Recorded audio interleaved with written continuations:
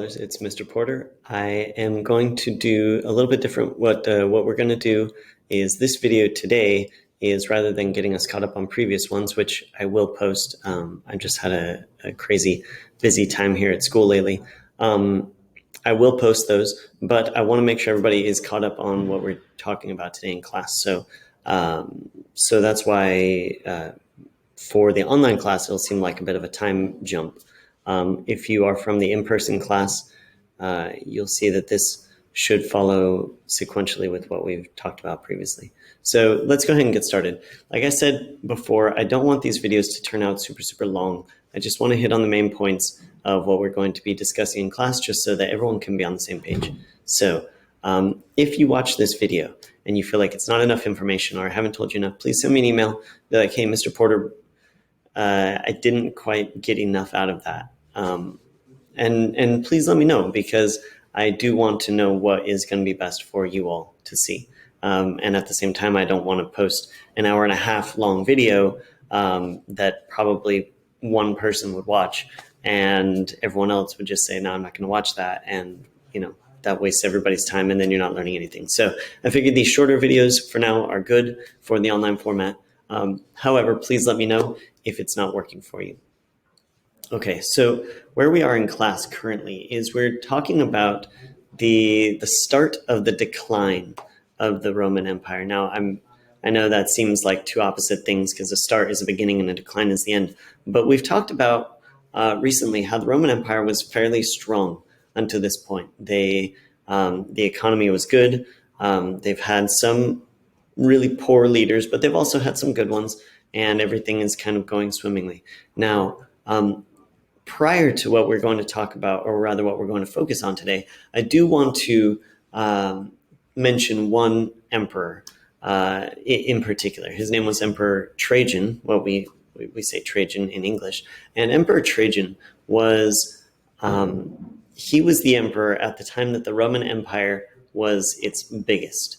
And I will post pictures of the map online so you can see what we're talking about at this point. But essentially, it's the Roman Empire, as it was during the time of Trajan, stretched from more or less Scotland, northern England, up in the northeast, all the way down to the Persian Gulf at its southwest extreme.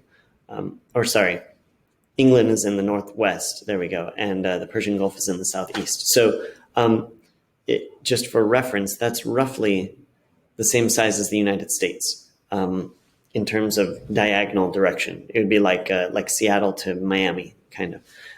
Now, if we're not talking about strictly directionality, the Roman Empire was quite big. It did encompass the Mediterranean Sea, which, in terms of total area, took away from some of the habitable land. So it wasn't quite as large as the United States, but still, it was a big place. And especially considering back then, when they didn't have modern technology or even really a lot of modern tools like we have today to help us sort of govern and run this large area, they still made it work for them, and they developed a few things to help them with that. But it's very, very impressive when we look at the size of the Roman Empire.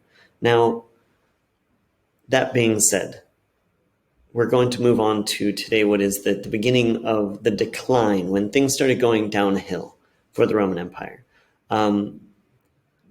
Despite the heroics of some of the empire's leadership, for example, Emperor Trajan was a great leader. And then there was several other emperors who did a great job, Marcus Aurelius being one of them.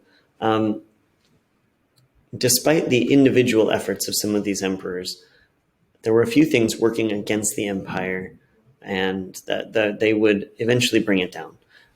So let's take a look at these. And I apologize if you can't see very clearly on the board. It's mostly notes for me, but if you want to look at them, that's fine. Anyway, let's get started. So when we're talking about the decline of Rome, the first thing that Rome had going against it was its size. It was just too big. And I know that sounds kind of counterintuitive because you think everyone wants to get bigger. Well, yes, they do. And if it was up to the Romans, they would have conquered even more land. However, that was just not in the cards because as it stood, the Roman Empire was so big that the edges of the empire had trouble communicating with Rome itself, and they had a hard time sort of controlling their boundaries, controlling the territories. Although the empire at large was in a period of relative peace during this time, there weren't any major wars going on. But it was still just massive, and the logistics involved in making sure that there was enough police force to go around and making sure there were enough soldiers to patrol all the borders, because the more territory you gain, the more border area you have, right? So that means you need even more soldiers to take care of those areas. And it starts to become really difficult to sort of contain all of this. You have to worry about taxes. You have to worry about doing official things like doing a census or making sure that everyone can vote, things like that. Well, for the emperors, they didn't have a lot of voting going on for deciding who was the emperor, but they still did have local level magistrates and things who the people would vote on. So just the sheer size and population of the Roman Empire began to get out of hand to the point where they couldn't make a solid set of laws that would apply to everyone universally that would be good for everybody, because, say, the people in Turkey, what we today call Turkey, would have very different needs than the people in modern-day Spain, for example. They're on opposite ends of the European spectrum there. So it became really difficult. Then let's talk about enemies. Rome, the bigger Rome got, the more enemies Rome had, the more enemies would be created, because as you would push outward and outward and outward, you encounter more and more people, and those people increasingly did not want good things for Rome because Rome was trying to take their territory. So in some cases, the Romans were able to come in and totally conquer a people and be fine and be done with it. But in a lot of cases, that just didn't happen, at least not the way Rome would have liked. And so there got to be more and more enemies. And as your territory gets bigger, the potential for battlefronts gets bigger also. So although, like I said, it was a period of relative peace, in reality, it was very difficult to maintain that peace because you had more and more people who were trying to come in and take what Rome had taken from them.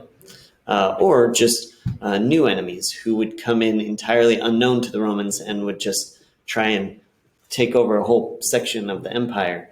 And so as Rome got bigger, the number of enemies got out of hand also, and it just made things really dicey for anybody trying to be the emperor. And the problem that the emperors found is that one person trying to control all of this area is a bit too much for one plate, if that makes sense. All right, we're going to skip over this one for the moment. We'll come back to it, but we're also going to talk about the lack of money. So Rome was very ambitious with its construction projects, if that makes sense. They tried to build things. They tried to implement new roads, build aqueducts, build all of these things that the Roman citizens in Rome enjoyed. But then the farther out that you got from Rome, it got harder and harder to put these things in place. And as Rome conquered new lands, they found that the people weren't always wealthy. So maybe the population would increase, but they weren't able to get a lot of money in the form of taxes out of the people. So Rome was now having to take care of people, build roads, build schools, build government buildings, hire a new military to watch a bigger border and everything. But that amount was not offset by the amount of taxes that they could get from the people. So it ended up being really difficult for them to generate income enough to support such a large empire.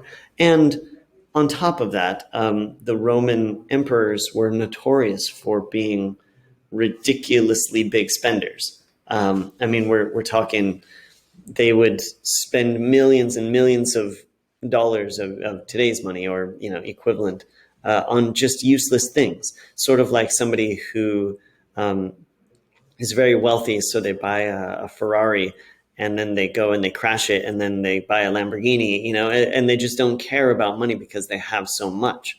Well, the problem is when you have your emperors who have these lavish spending habits, but those spending habits don't change even when the empire itself is running out of money, then you run into issues.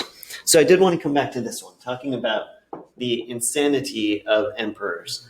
I kind of hinted on it with the money thing, but it was beyond that. And we're going to talk about a perfect example of one such insane emperor. His name was Commodus. And Rome, though, through its history of emperors, was really bad at, or rather I don't know if it was the position of emperor that made someone previously normal to be insane, or if it was just that they were, secretly full of insane asylum people. I don't know. But the fact is that Rome, as time went on, found that its leadership was increasingly unstable, increasingly off its rocker. So the Roman emperors became more and more and more insane. And this is clearly a problem if you are a huge country and your leaders, one after the other, one after the other, one after the other, are just all like cuckoo, right? It creates a huge issue. So let's talk about this guy, Commodus. Commodus was a Roman emperor. He was the son of somebody that I mentioned before, Marcus Aurelius. Marcus Aurelius was actually a pretty good emperor. He did a lot of things that were very beneficial for the people. However, he had a son whose name was Commodus, who became the emperor after him. And Commodus was not what you'd call a good emperor. Anyway, let's talk about it. So the first thing I want to talk about is that we're gonna cover a number of things that Commodus did that sort of were a signal to his insanity. And the interesting thing is that he's not the only emperor to have done a lot of these things. He's maybe the only one to have combined them all into one person. But at the end of the day, we're just using him as an example because a lot of the other Roman emperors in this time period were just really, they had a lot of these similar traits. Anyway, so the first thing we're going to talk about is his names. Now, Commodus was not given a whole lot of names at birth. I think he had 4 names or something, which, as the son of an emperor, was pretty common.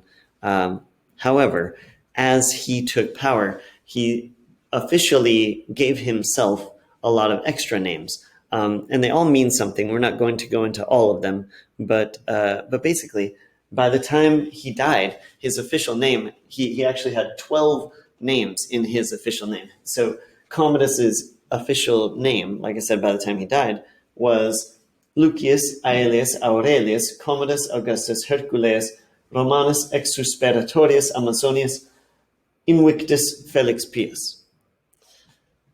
As you can imagine, having such a huge name would create a lot of issues for anybody to pronounce it, to say it. But because he was the emperor and because he had almost absolute power, he insisted that he go by this name. And so engravings with his name on it are sometimes a bit overwhelmed because they have to fit 12 names now onto this thing. Or if they made coins with his face on it, they had to have a whole lot of little tiny letters and fit all of his name on it. It's just a pain. And Commodus, during his time as the emperor, he developed what we call megalomania. He was, to put it in an easy way, he was just very into himself.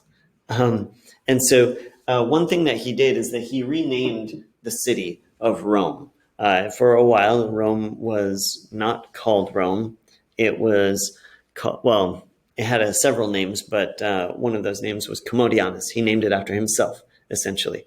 And the thing is, I'm sure regular people would still call it Rome, but in like official records and everything, he insisted that the name of Rome be Commodianus. Okay, and it wasn't just the city. He also renamed the months. If you notice, he has 12 names, 12 months. Perfect. So he renamed all of the months after his own names.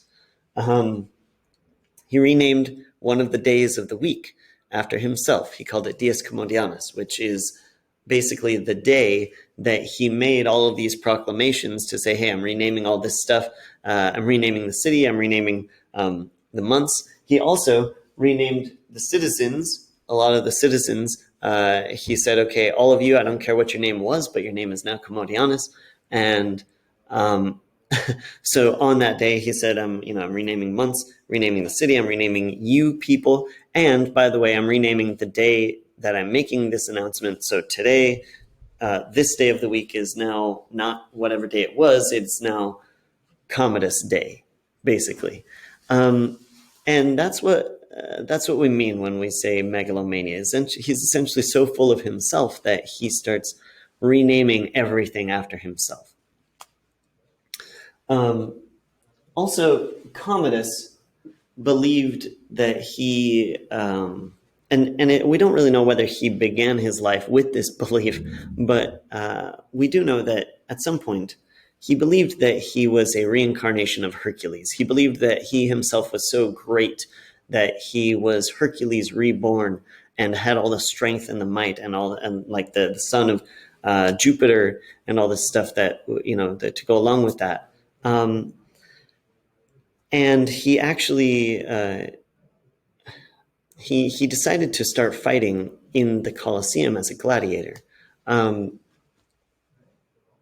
while he was fighting in the gladiator, he would dress up like Hercules. He would wear a sort of a lion skin over his head and shoulders, and he would carry a club. He didn't fight with a sword in the arena. He fought with a club because that was sort of a Hercules thing to do, right? And he would like smash people with a club.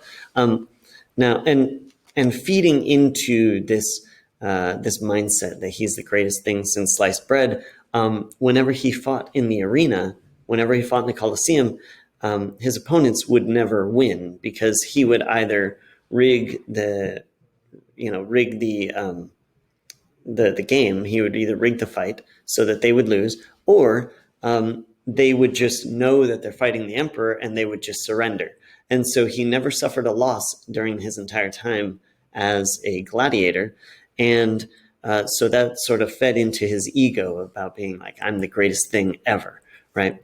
And so I'm sure you can imagine this creates a huge problem. He stopped running the empire. Despite, these issues of size and having enemies and having no money, he stopped running the day-to-day affairs of the empire, and he began to fight full-time as a gladiator, and he never lost. And so this was like creating problems for everybody, and eventually nobody wanted to watch him because it's not exciting if you already know the outcome of a game before it starts. So Commodus, though, every single day would go into the Colosseum and fight people as a gladiator. And he even had statues made of him wearing his gladiator getup where he was dressed like Hercules. And as you can see, one of his names that he gave himself, Hercules, is Hercules. So he's sort of convinced that he is this Hercules persona. And all of this contributed a lot to his sort of the perception that people have of him nowadays as having just been this totally insane figure. And interestingly enough, aside from the fact that the empire already didn't have money, he began to charge the city of Rome for an appearance fee. So every time he appeared in the Colosseum, which, as I mentioned, was every day, he would charge Rome basically $1 million just for him to show up as in the Colosseum, because he felt like it was such a great honor that he would even grace the Colosseum with his presence. So he was charging them money. So he was basically making money from his appearances in the Colosseum, even though at the end nobody really cared about watching him anymore. And Rome already had no money. So he was just making the broke people more broke, while he made himself more wealthy. And for what? I don't know. Because at the end of the day, his job as the emperor was not to be a gladiator. His job was to run the country. And during this time, Rome as a country broke down a lot. And so this is kind of the time period that we view as the beginning of the decline, the beginning of the end of the Roman Empire. And after Commodus, things really didn't get a lot better. Although there were the occasional good emperor who would, come along and make things better for a small period of time, we ended up seeing more emperors like Commodus than we did like Caesar Augustus, who was, by all accounts, a pretty good emperor. And when the empire is continually run by clowns who don't even want to run the empire, they just want to be an actor, basically, in the Colosseum, you're left with some issues. And from this point on, Rome would never really recover. Although the empire did last for several hundred more years, it wouldn't ever sort of make up the lost ground. And that is, we look at Commodus as sort of being an indicator of the beginning of the end of the Roman Empire. Now, when we come back to class, we will look at this more about how things continued to go downhill in a steady decline until the Roman Empire eventually did fall and was no more. So that's where we're going to leave off for today. Hopefully this was short enough and, made sense enough to sort of put some pieces together. Like I said about the videos for the online class, I'm sorry, I will record those as soon as I possibly can. I've had a lot of issues with Loom, and I'm sorry, I'm working on it. I'm talking to their tech support. Anyway, I'll get those up as soon as I can, and we will fill in the gaps from the last video that we had up to this one. So I hope you all have a great day, and I will talk to you next time. Bye.